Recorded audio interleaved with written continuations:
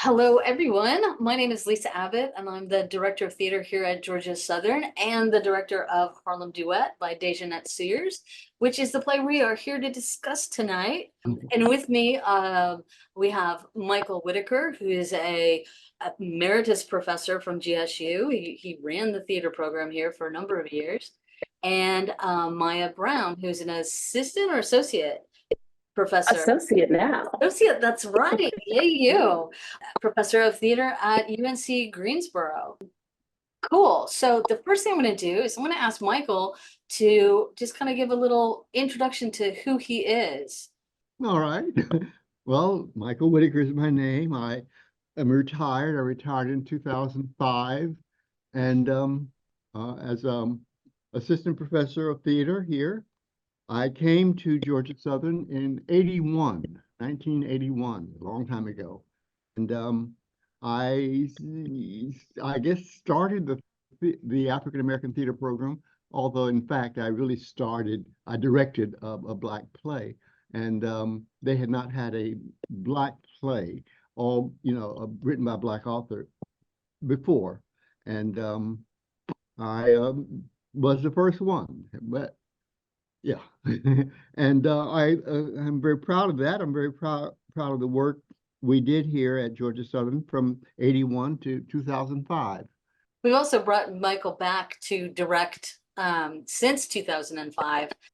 So I started in 2008, and I've got to see him tackle Joe Turner, Come and Gone, which is my favorite August Wilson in the whole world. One of my favorites, yeah. And Lynn Nottage's Intimate Apparel and Crumbs from the Table of Joy. Table of Joy. Yes. Yeah. And then also Flying West by Flying West. God, I did have a career post-retirement. You did. I had a chance to do my favorite, which I also did at A&T while I was there, Amen Corner by James That's right. Baldwin. That was the last one you did for us. Yeah, that was the last one I did, and it's my very favorite play in the world. So GSU has a tradition that I was trying to figure the years out, because we did a celebration of 30 years, but that's been a bit. I think we're getting close to 40 years of consistently doing African American theater in our seasons. All right, so Mya, can you give us an introduction to you as well? Yes, thank you, Lisa. So I'm Mya Brown. As you know, I am an associate professor of theater at at the University of North Carolina in Greensboro. Yeah. And I came here from SUNY Oswego, actually, which is in the State University of New York. It's in that system. So I was way upstate, and I had my first introduction to this play when I was up there. One of my colleagues, Dr. Toby Malone, he actually is a Canadian dramaturg and historian, and he introduced me to the play Harlem Duet, and I fell in love with it, and really have always wanted to either be in it or direct it. So when Lisa reached out and said that she was directing the show, I was like, oh my goodness, I love that show. I would love to be involved in any capacity. So let's collaborate. And the rest is history. Now I'm here collaborating on the production from North Carolina. So I have fairly limited engagement, but definitely some engagement on the show, a little bit of dramaturgy that I've contributed, as well as some conversation around how to approach intimacy. Because I am actually also assistant faculty with theatrical intimacy education. So I work as an actor, a director, and an intimacy choreographer. In addition to dramaturgy and some advising us on intimacy, she's also doing cultural consultation. So helping frame the play for the students in a way that I'm not able to. And Mical's also doing that. And that's become an important part of our process with this production.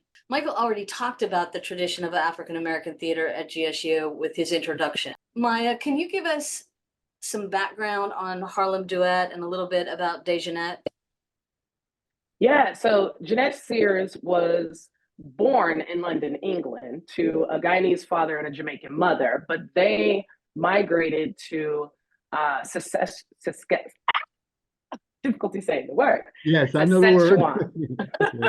And Ontario. So she's lived in those places as well in Canada. And Shakespeare was one of the first playwrights that she was introduced to.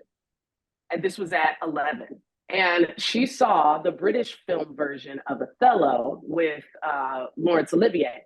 Okay. And she was really inspired by the production, but also there was a bit of friction that she encountered with the production because, as we are aware, Laurence Olivier did play the role of Othello in blackface. Mhm. Now, when she became a writer, she really wanted to examine that and interrogate her introduction to Shakespeare and the play Othello.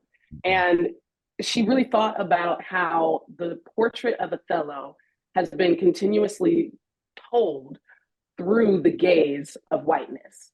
And so she started imagining, what is Othello to me as a Black woman? Who is he? And as she started interrogating that idea, she talks about how she realized she knows him. She's seen him in her family. She's seen him in her neighborhood and her parents' friend groups. So she started to write a story around the Othello that she knows from her own lived experience. And out of that actually came the story of Billy, which I think is so cool that this playwright was inspired by, 1600s playwriting of Shakespeare.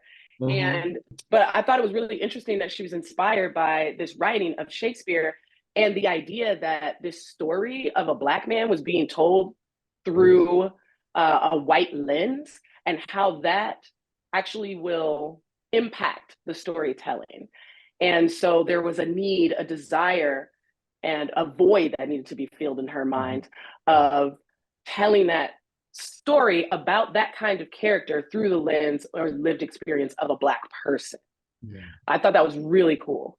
And that's really where the birthplace of Harlem Duet came from. Another thing that I've heard her talk about in interviews, and something that I've shared with the cast that I think is so cool, is that she said it in these 3 different time periods, very specifically with the ability to tell the story of how racism became internalized for Black people.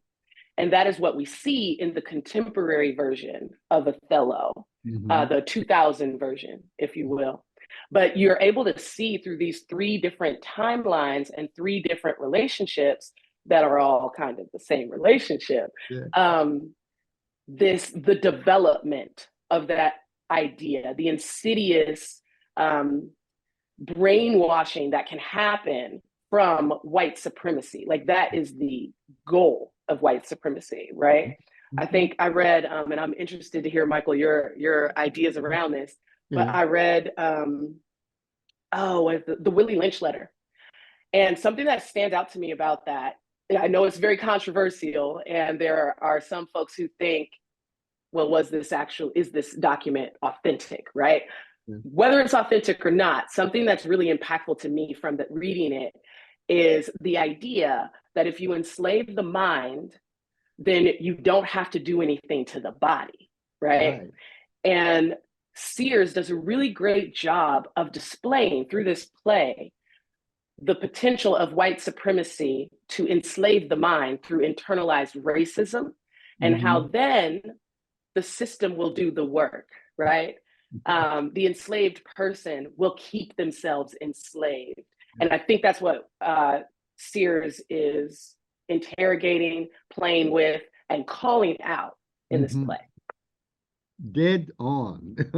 You're right on the money. Yeah. I don't know if I can add anything to that, because you explained it so well. I too admire her structure, the guts, or the whatever, the intestinal fortitude to approach a classic like Othello, and then to find parallels in both slavery and in modern times in America.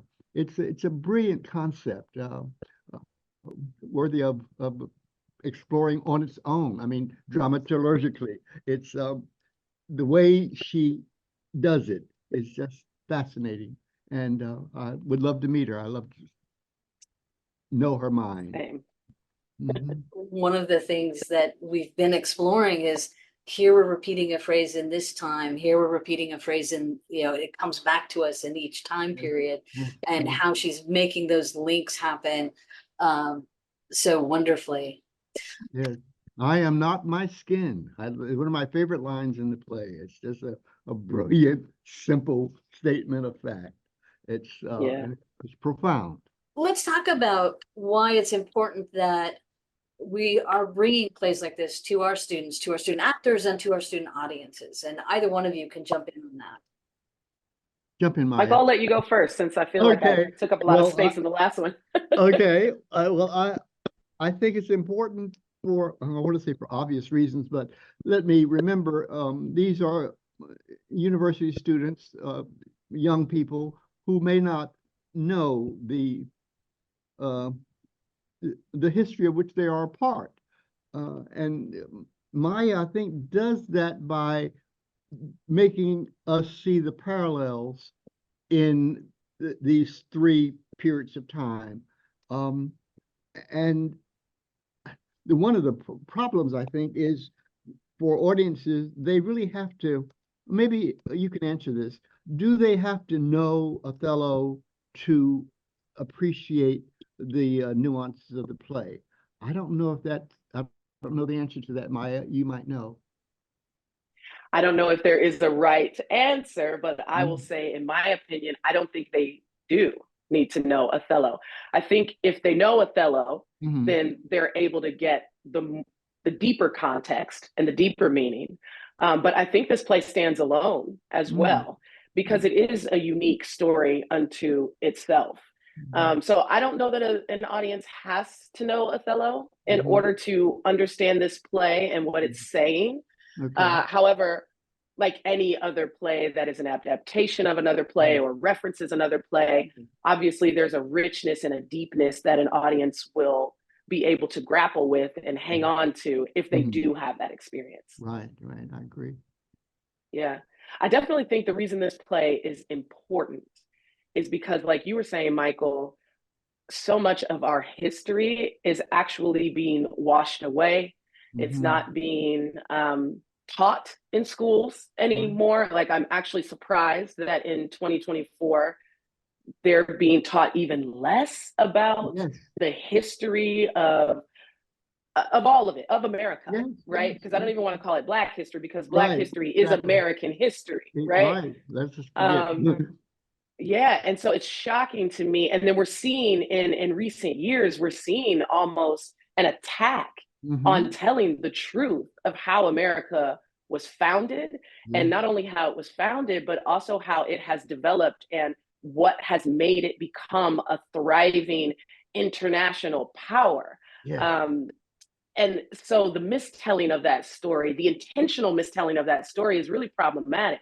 And something that this play does is it unapologetically tells you the truth of what that history is. And I think that's why it's really important, because, I don't remember who exactly said this, but you know what they say, like, if we don't know our history, then we're doomed to repeat it.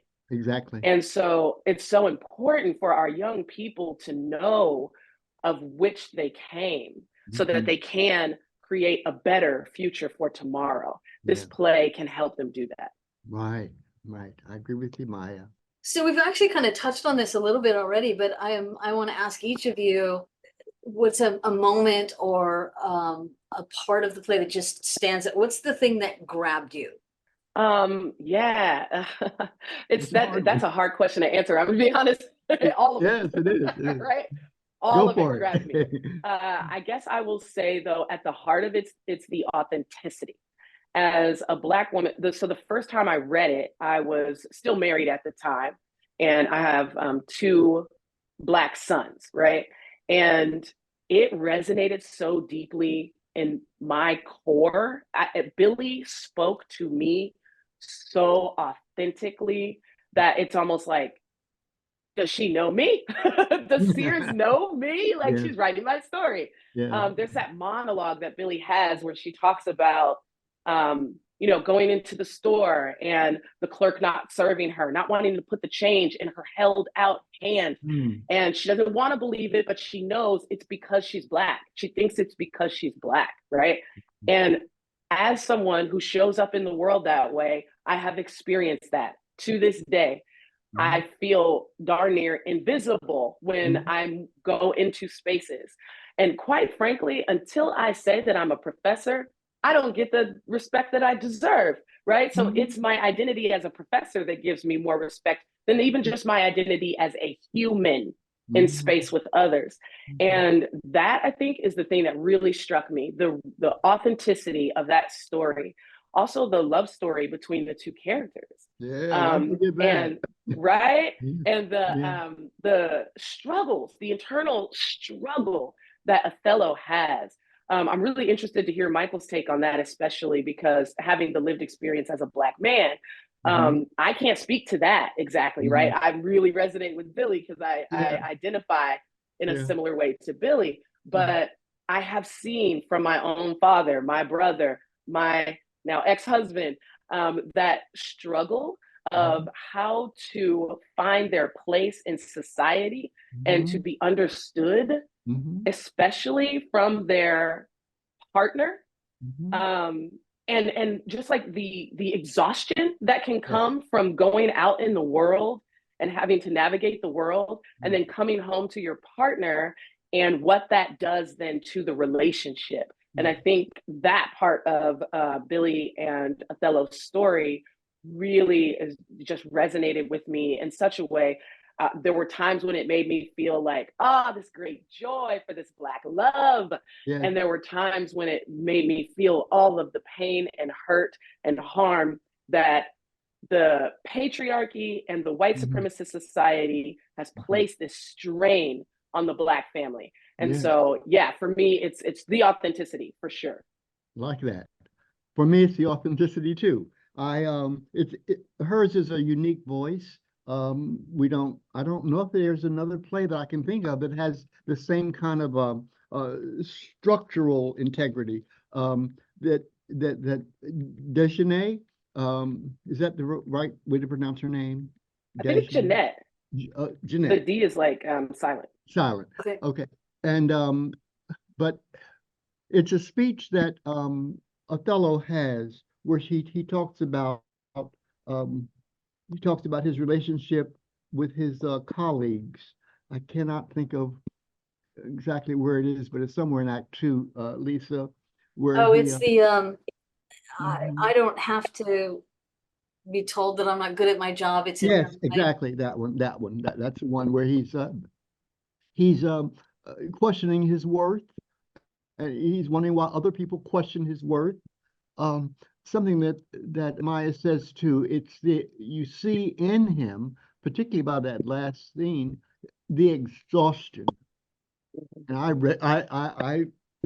that resonates with me, being 83 years old. There is an exhaustion that sets in when you realize, here we go again.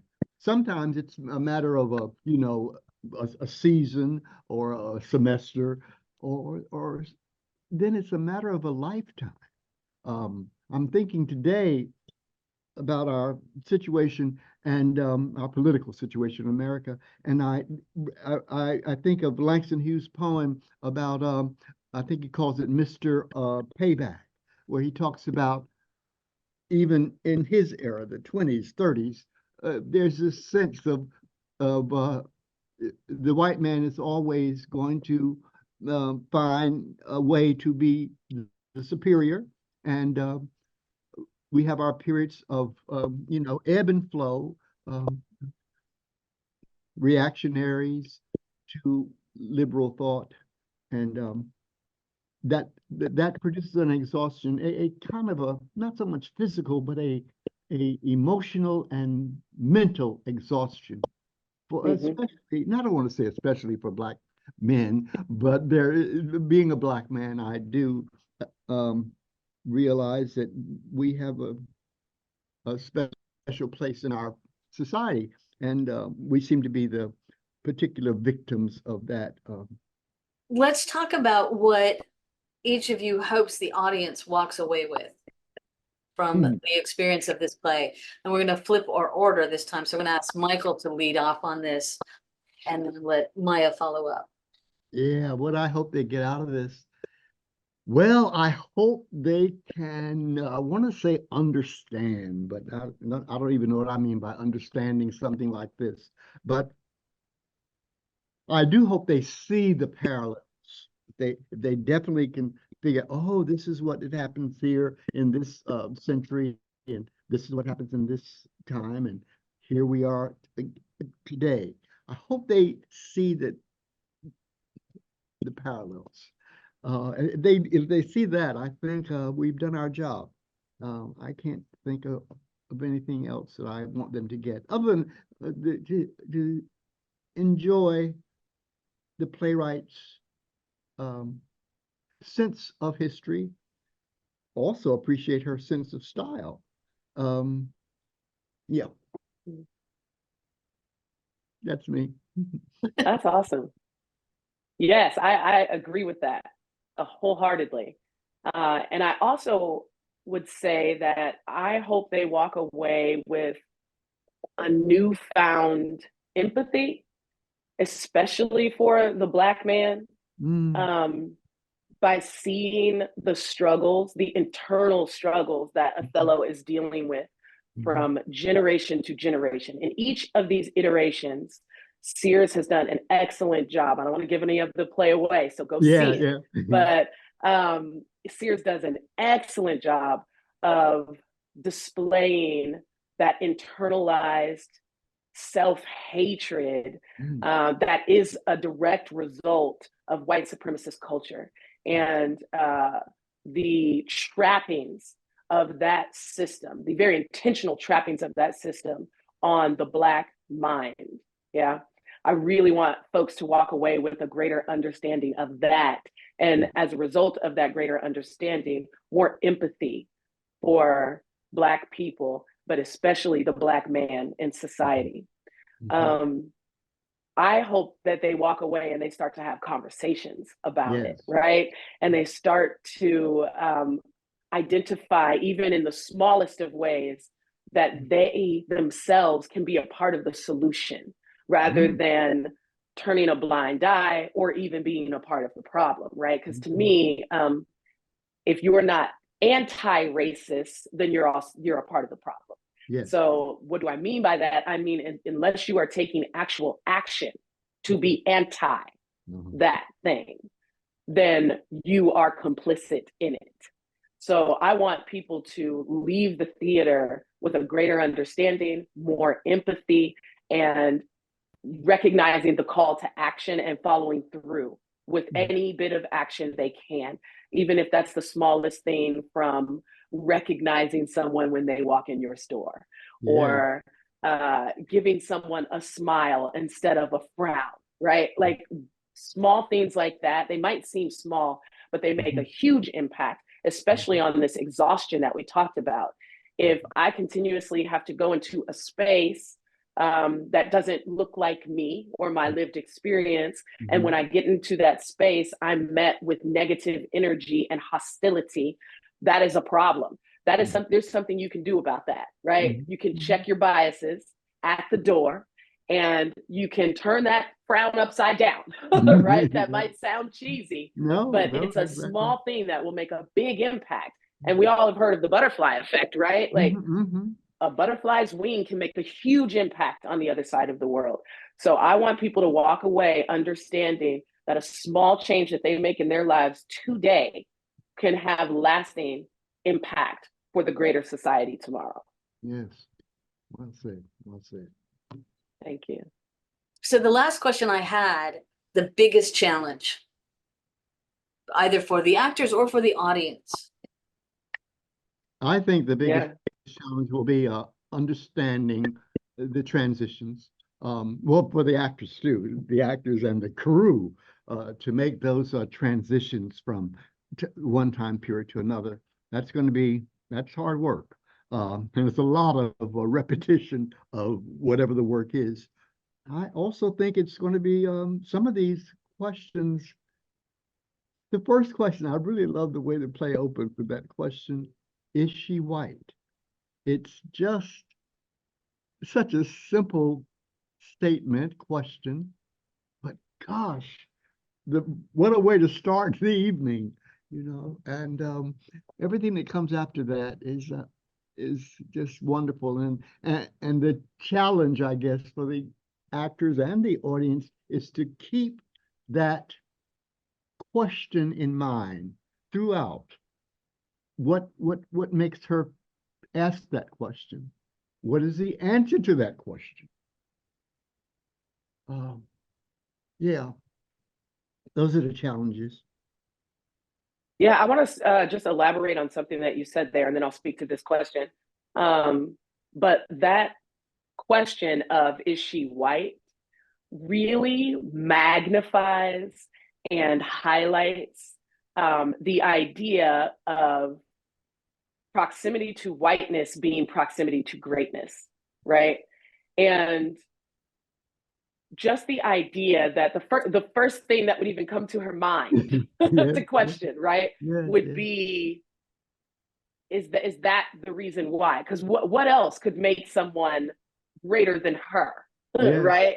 Is that it gives access in that way. And I think what that is doing is it's highlighting the problem of America, right? The problem of white supremacist culture. And this problem is not just for non-white people. This is a problem for white people as well, right? That white is considered excellence. It's the litmus test. Could you imagine the exhaustion that there must be to always be compared to that thing, right? Oh yeah, absolutely. And to always have to try to like uphold that ideal, like my goodness, like America as a whole, regardless of how one's race, how they're categorized by race, and we can have a whole other conversation about race as well, right?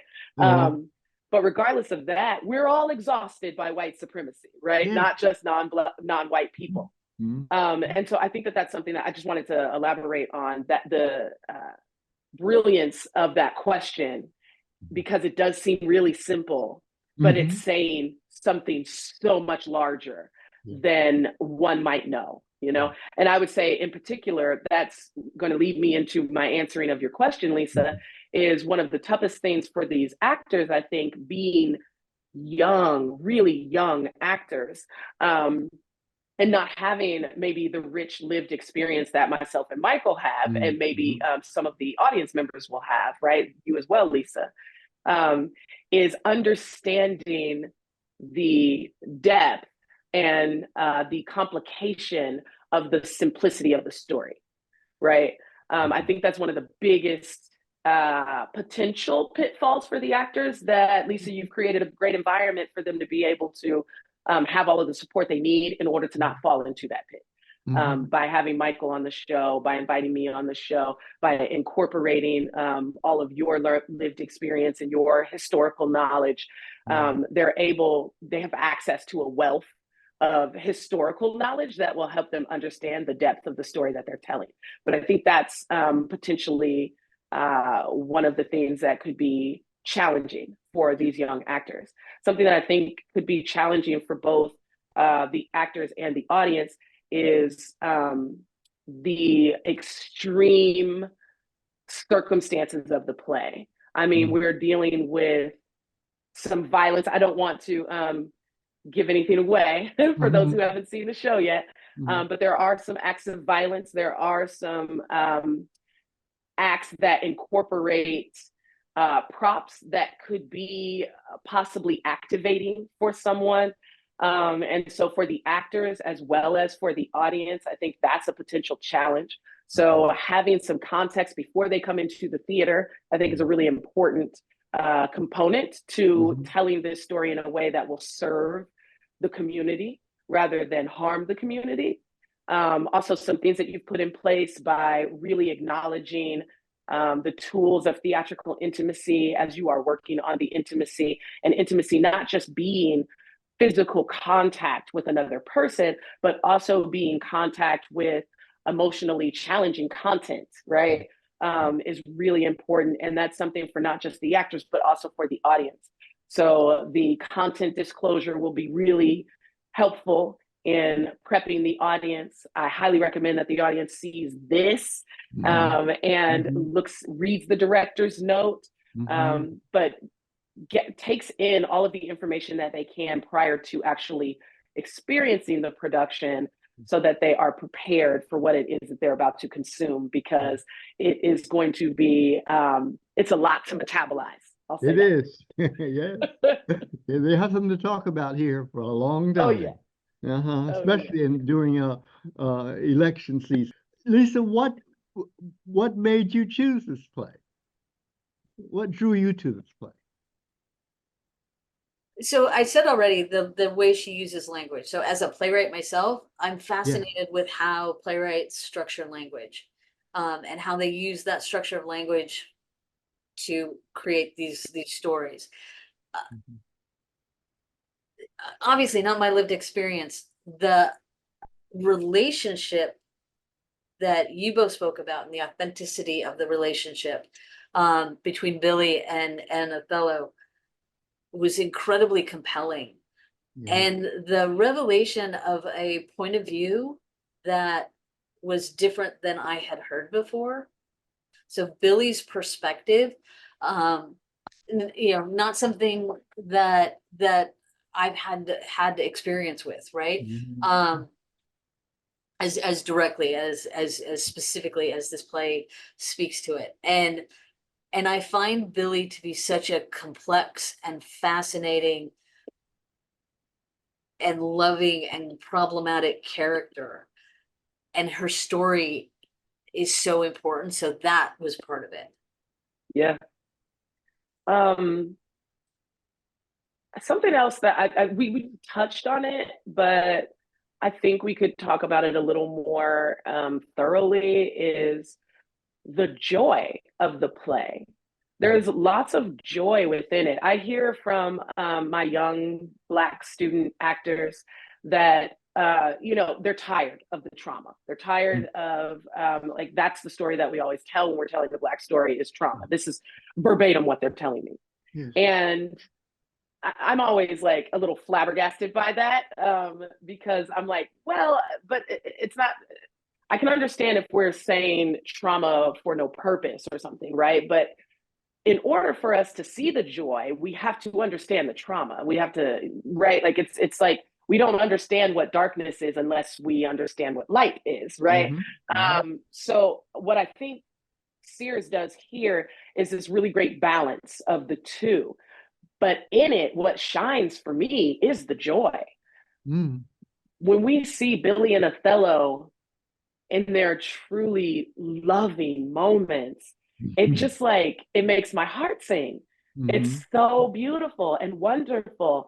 And I don't know that any other play has moved me as much in that regard as this play does. And also not just the joy that she has with him, but the joy that she has with her father, Canada, the joy that she has with her good girlfriend, right? Yeah, And girlfriends, even her yeah. sister-in-law, right? Yeah. Like there's so much. Yeah. All of the beautiful cultural references in the play, of jumping the broom, the intimacy of hair braiding and oiling of the scalp, like just all of the joy that comes from these culturally specific references that might seem minor, Yeah. is something that I think is really beautiful about Yeah. this play. And something that I just want to highlight is that there's so much joy here as well. Yes, the trauma is visceral. So it leaves a lasting impact. But to me, the thing that leaves even more of an impact is the joy and the potential and the opportunity for more joy in specifically Black relationships. Thanks for reminding me of that. I wasn't ready to say this play had any joy in it, but I do see, and I'm going to approach my next rehearsal with that thought in mind. I'm going to find it, and especially I recognize it in the relationship of the women. Yes. There, I'm going to look for it though in Othello and Billy. Yeah, I find there's those brief moments, right? The records. Yeah. When they talk about the records, there's just something about that. Oh, yeah. I love there's that. a bonding. Who is that who's sitting in the window? Who talks Maggie. to the postman? who talks to the Yeah, mailman. Maggie. Yeah, I like that scene a lot because I've Yeah. seen just talking to some stranger, telling them, we're going to get married. You don't know it, but we're going to get married. I like that a lot. Yeah. Well, guys, thank you both for your time and for doing this. And as always, it's good to see your face, Maya. Thank you, thank you, thank you. I couldn't do this play without the two of you. You have brought so much to the process and have been such a huge, just a gift for me and for the cast. So thank you both for that. Thank you, Um, Lisa.